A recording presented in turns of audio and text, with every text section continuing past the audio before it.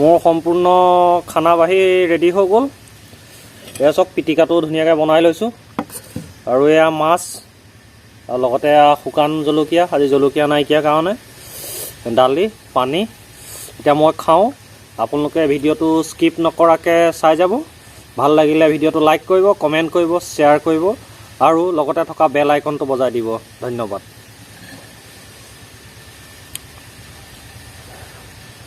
আজি কলপাত নাইকিয়া, বান্দৰে গোটেই কলপাতবোৰ আমাৰ ফালি চিলি শেষ কৰিছে। মজা হৈছে।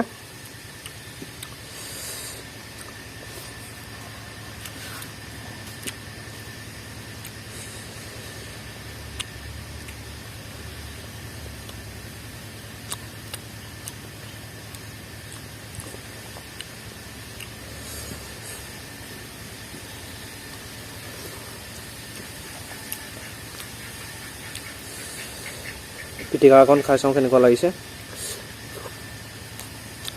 মজা।